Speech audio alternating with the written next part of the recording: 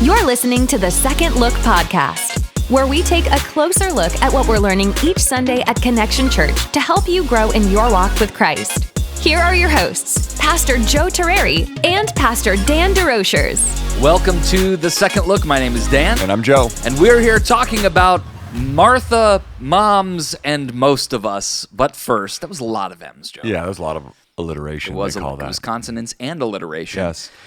Well, Dan, I was just trying to get that right as a preacher. So that's how you know you're really called, if you're able to do alliteration successfully. Wow, Yeah. That's good to know. Yeah, that's actually in the Bible, so that's weird. Joe, have we had a great Mother's Day? Well, I mean, some of us worked our tail off on Mother's Day. I don't know about you, but it is that one day a year when you have to do everything. But but As a guy. And my wife still helped. But yeah, it was a great Mother's Day. My mom was in town.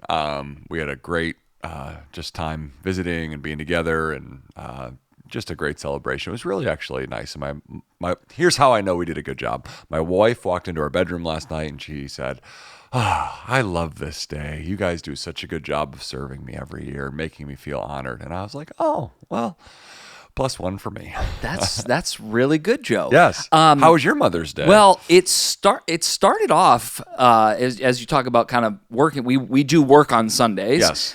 And towards the tail but end of only Sundays. Sunday's the only day. Yes. Yeah. As The other pastors, days we're not obviously. doing much. Yeah. Towards the tail end of my workday, we had a pastoral care issue that we had to deal with as we were coming out of church. It was Pastor Tim's daughter was responding to a lost child. Oh. Yeah. Okay. I know where this is going. I hope you do. Because this pint-sized Terreri was looking for his parents, Yes. who had both left. Well, yeah. I mean, listen, and let's be honest, after yesterday's opening illustration, many might say he deserved it. But yes, we did accidentally. He was standing in the cafe going, "Ride home." No, he wasn't. No, he looked really concerned. He did? Yes. That's good. Well, he did get home and, tell everyone that we forgot him.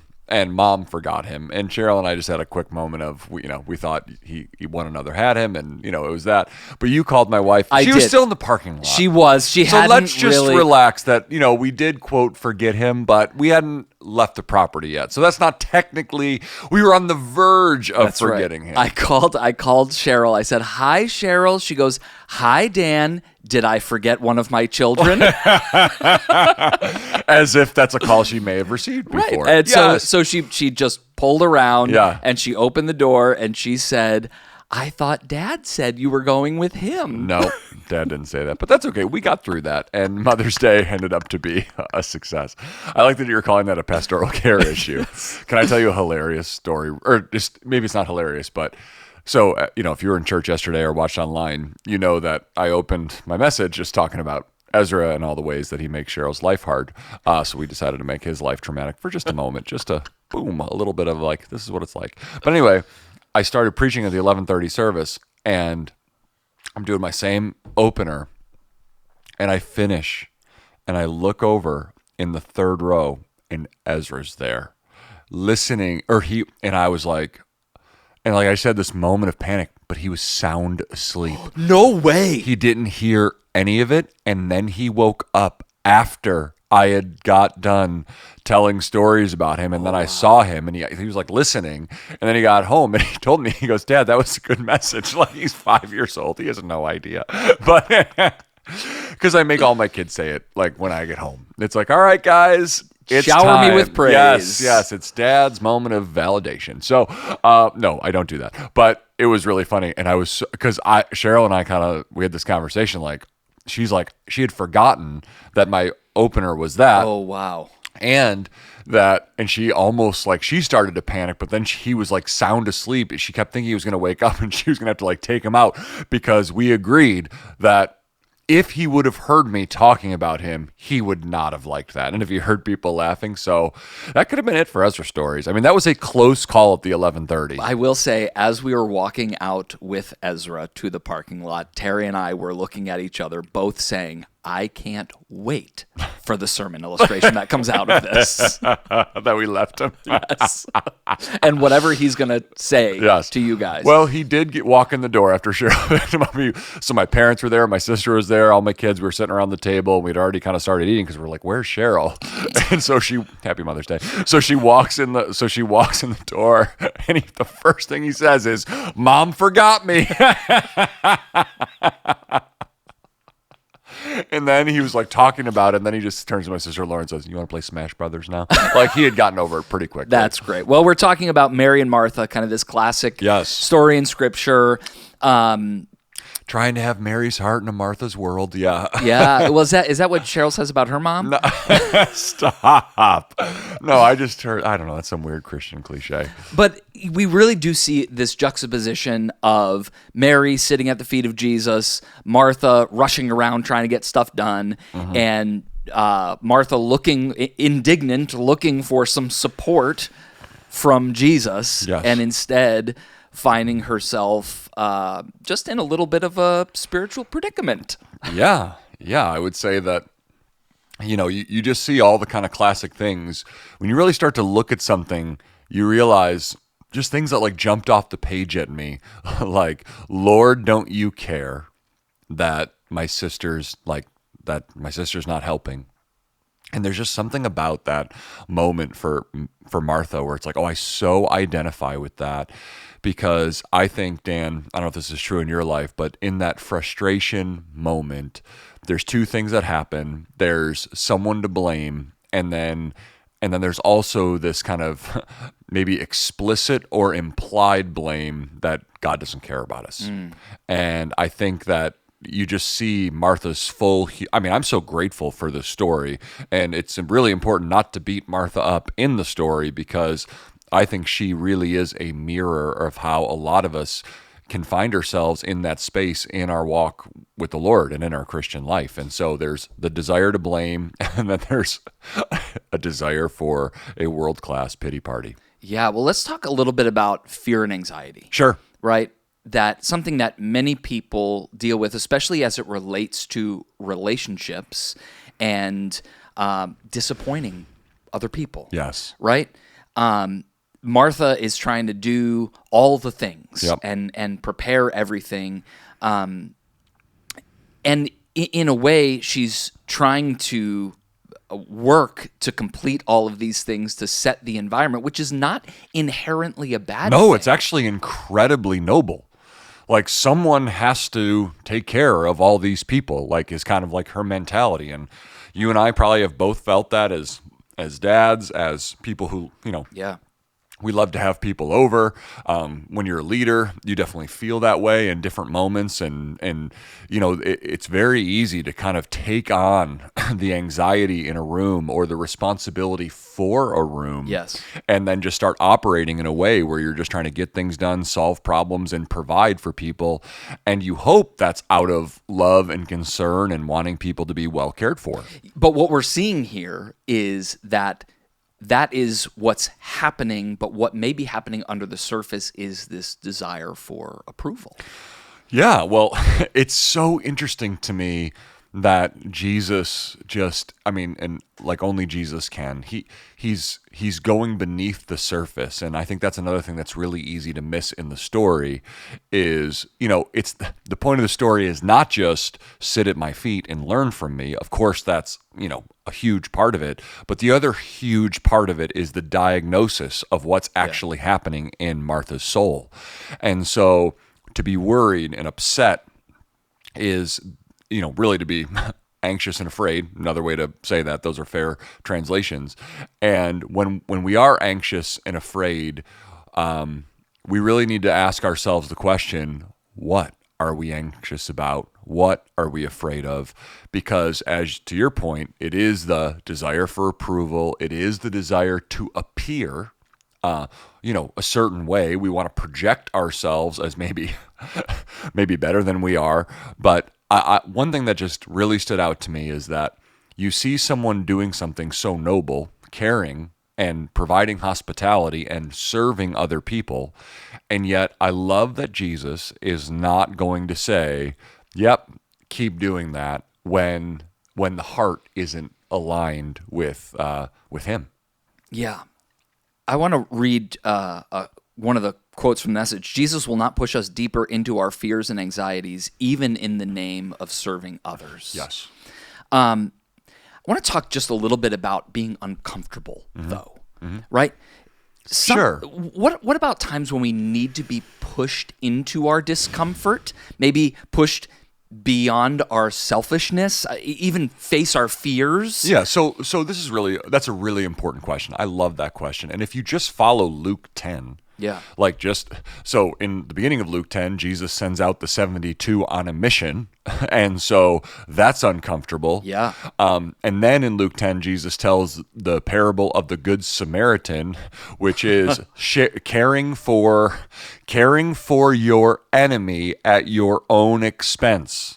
Okay, so can you say that again for those in the back? Yeah. So, when you really look at what Jesus is telling in the parable of the Good Samaritan, you are caring for your enemy or someone who is culturally different than you at your own expense.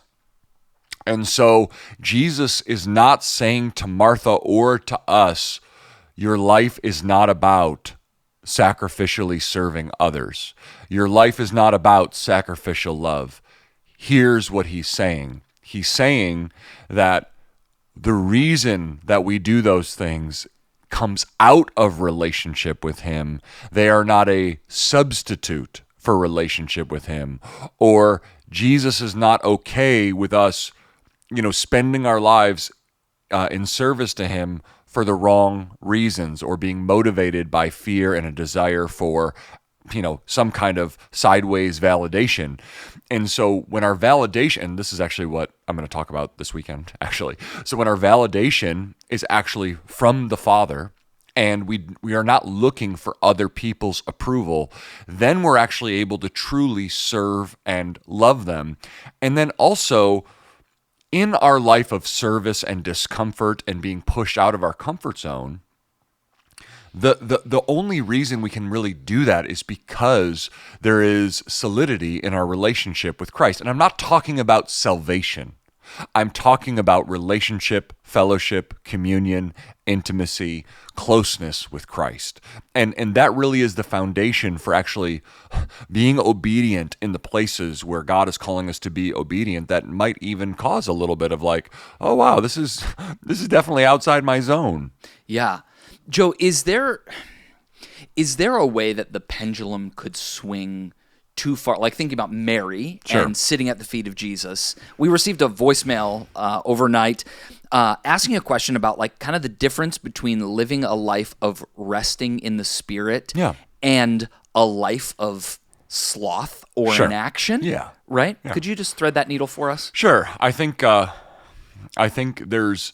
Okay, so I would say a couple things. In kind of like evangelical Christianity right now, there's the big, I would like to call it, and this is my phrase, the big Sabbath movement, okay? So there's lots of people who are kind of calling the church to renew, to kind of have a renewed focus on enjoying the Sabbath and resting in God. And I would say that is a good corrective for the church, that we would be the kind of people who, and I would say in the New Testament, the Sabbath is not commanded, like, for example, not committing adultery is reinforced, but Jesus is our Sabbath.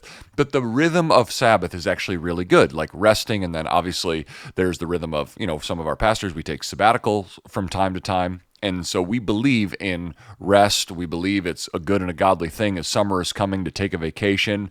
It's good to, care for yourself, take care of your body. Like, this is all really good stuff. We want to be committed to caring for our well-being. However, the purpose of Sabbath is not just to rest. It's also to prepare you to go back out into mission. And so it would, there's really not a biblical case to be made that we should be lazy.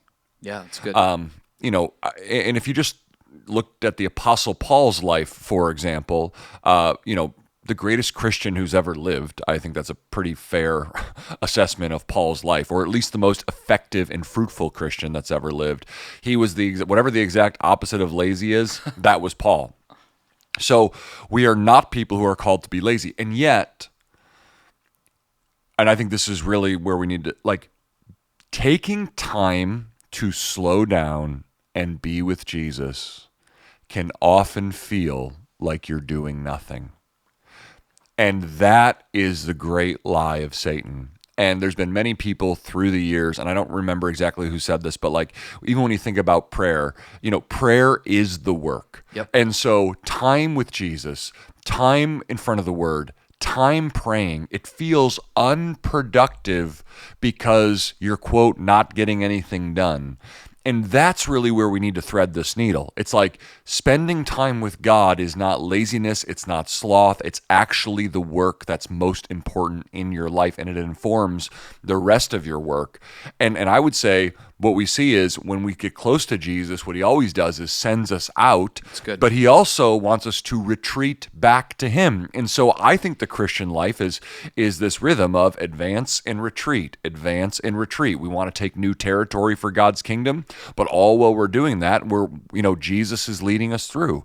And so there's never a time where we want to be disconnected from Christ, and it is good to rest, and I would encourage everyone, get the rest that you need. But Dan, I've been pastor long enough where I've seen people say like, oh, I'm going to take a break from, I want to take a break from ministry, or I've been serving in this area for a really long time. I want to take a break. And just so you know, like as a pastor, I'm like, yeah, we all need a break sometime. Take some time. But here's what here's the dark side.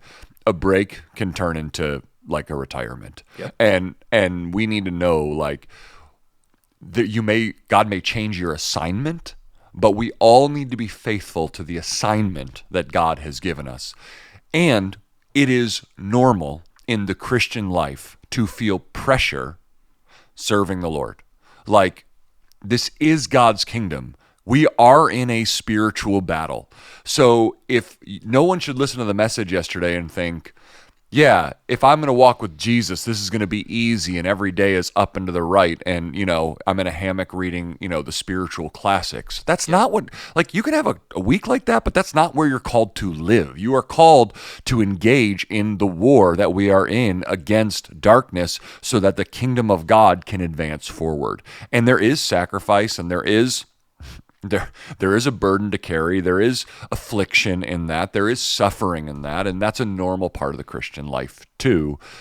But through all of it, the one necessary thing is to be with Jesus. Yeah. And he wants to be with us in all of it. And that's the point, to be with Jesus wherever he is calling us to.